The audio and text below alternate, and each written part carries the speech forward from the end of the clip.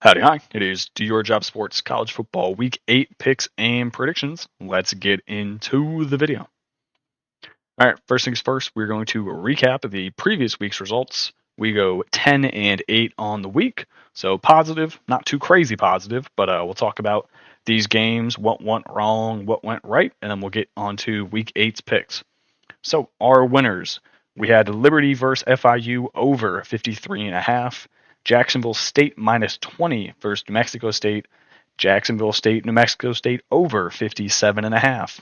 UNLV at Utah State over 64.5. Arizona State plus 6 versus Utah. Missouri minus 27.5 at UMass.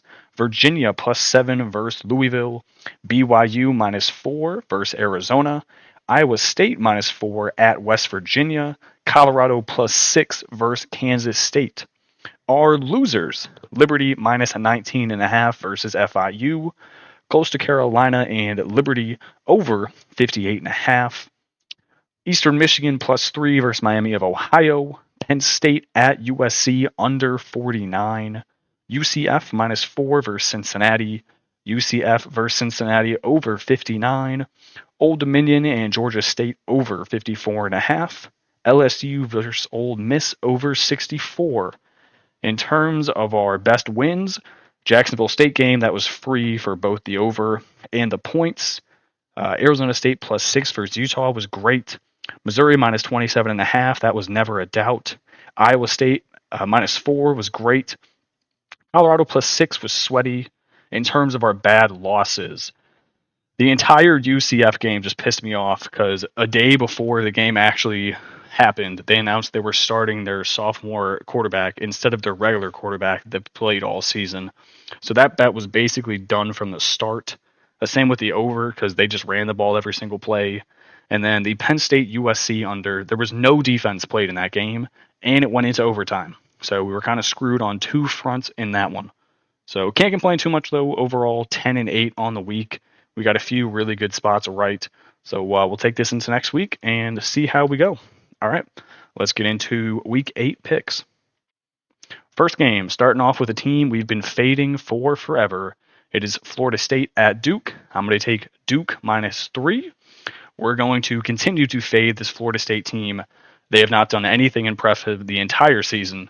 This Duke team coming off of a loss in a bye week, so they're at home. They're going to be hungry for a win. I like them minus 3. Florida State team playing their very young quarterback now, that DJ Uiagalelei is he's done for the season because there's no point in playing a fifth-year quarterback when your team is one win into the season on week 8. So they're switching it up on offense, trying to make some things work, but I do not think they're going to be able to, given as those dudes' defense ranked 62 in the country, 26 in passing yards, giving up a game at 157.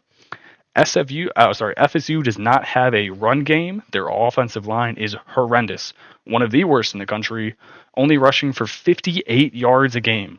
That is disgusting. So if they're going to want to win this game, they're going to have to throw with their freshman quarterback, his first big road environment in the ACC, at a Duke team that is ranked 26 in passing yards given up a game.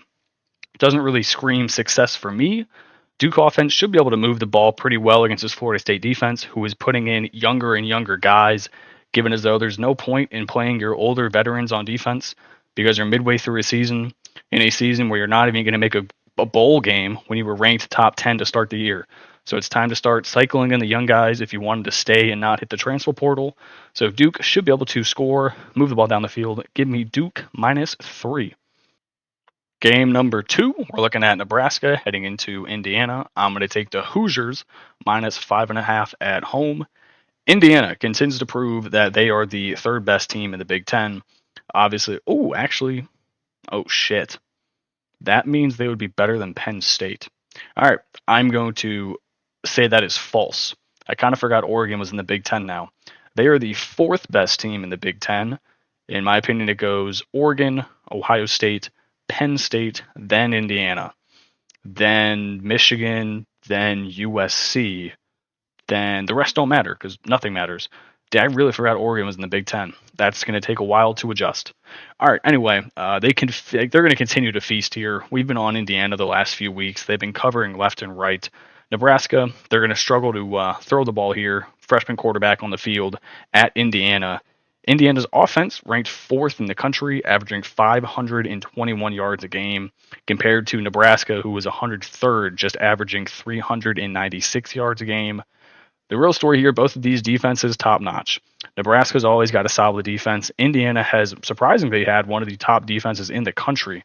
These teams are ranked 31st and 19th in college football straight up. They're coming off bye weeks, so they should be able to heavily prepare for what the opponent has on offense. I'm going to give Indiana the edge here. They're at home. They have scored at least 40 plus points in their last 5 straight games. That is absurd.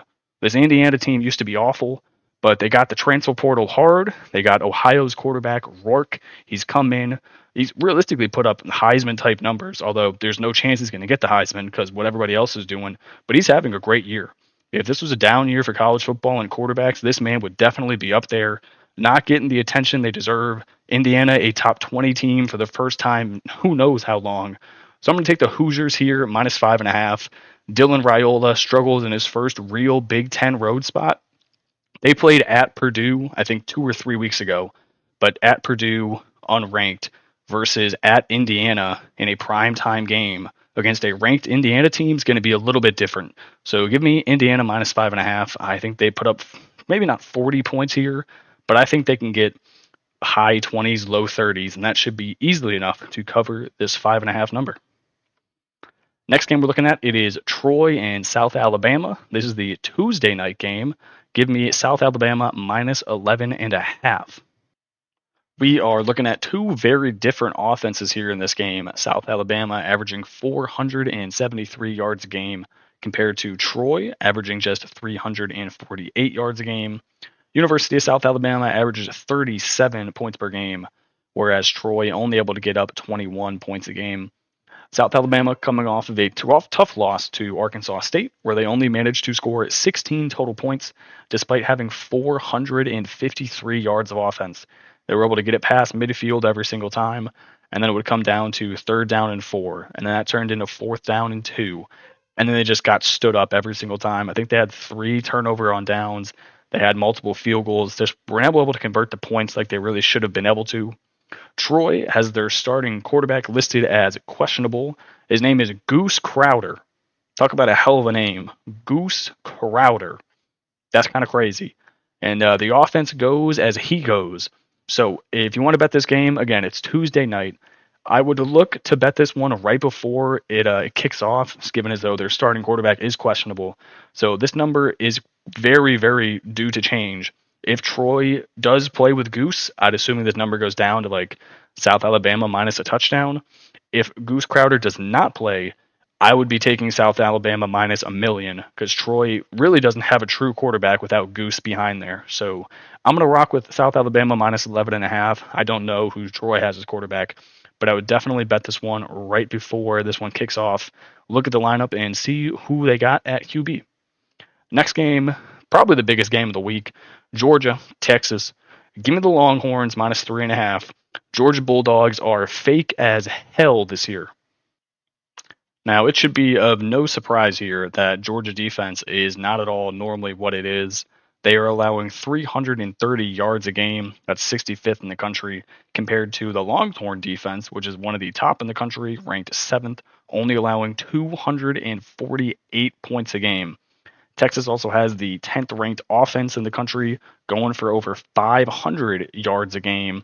Plus, they have Quinn Ewers back behind center. I really don't think it matters Quinn Ewers or Arch Manning. Both of those guys are pretty good at football. Georgia just allowed 31 points to Mississippi State at home and only won the game by 10 points. Texas's last game, they played Oklahoma and only gave up 3 points. 3 points to a 18th ranked Oklahoma. And now you're going to tell me Georgia's going to come into Texas and they're going to cover this 3.5? Ain't no way in hell.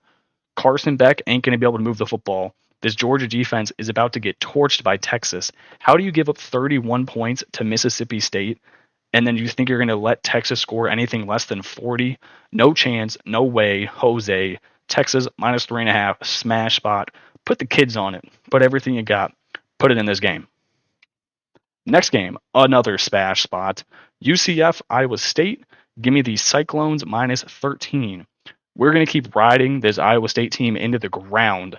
They are, in my opinion, the second best team in the Big 12, just barely behind BYU. UCF, like I talked about earlier, made changes at quarterback.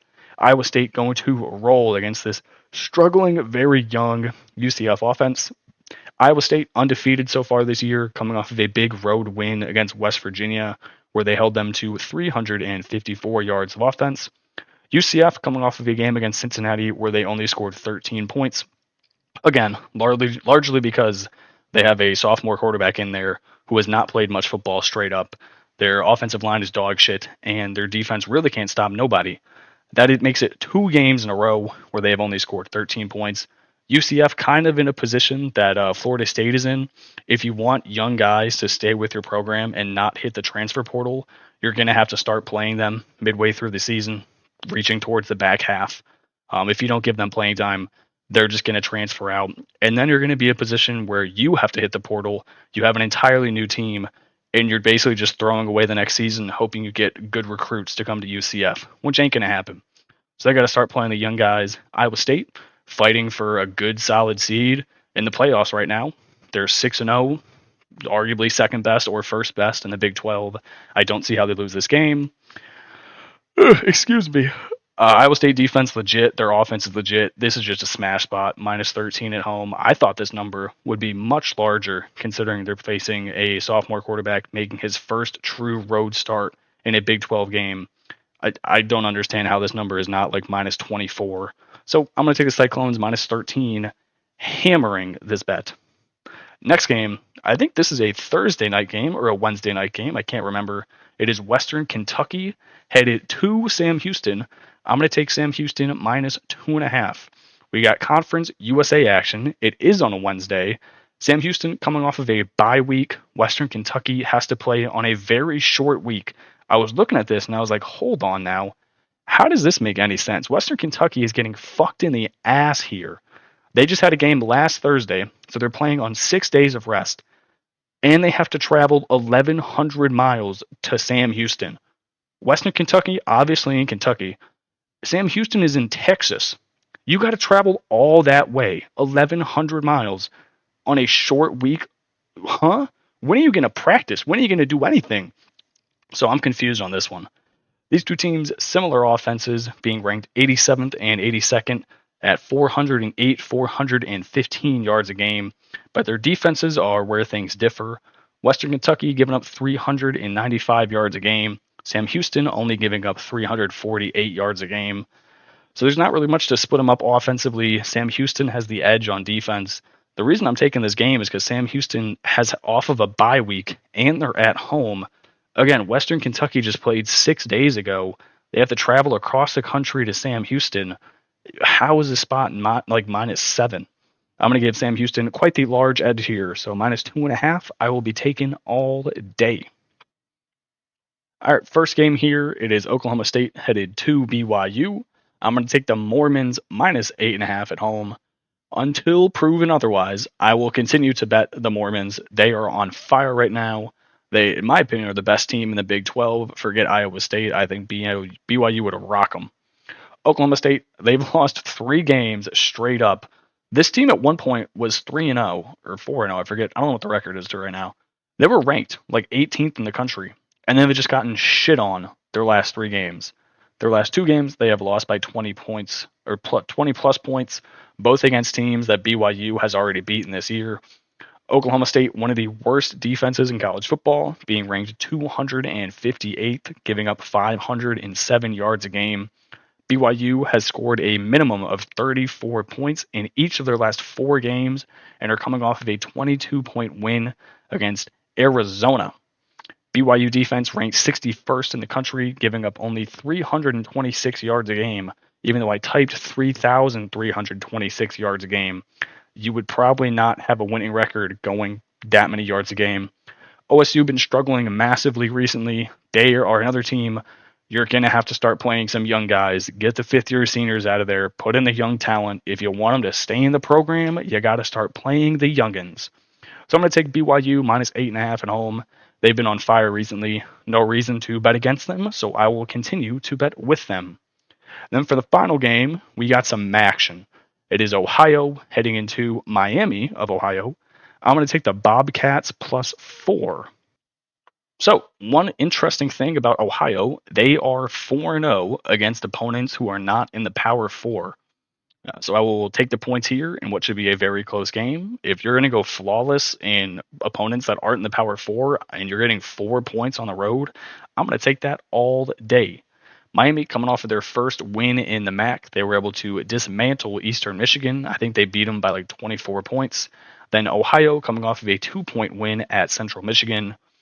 Ohio has been able to get to a 4-2 record overall because they're pretty good at running the football. They are 42nd in the country in rushing yards a game. And go figure, what is this? Miami of Ohio struggles to stop the run big time. Their rush defense ranked 178th in the country, giving up 167 rushing yards a game. Ohio's main thing, they dominate time of possession. Once they get to the red zone, they're able to smash it in for 6, then get that extra point to make it 7.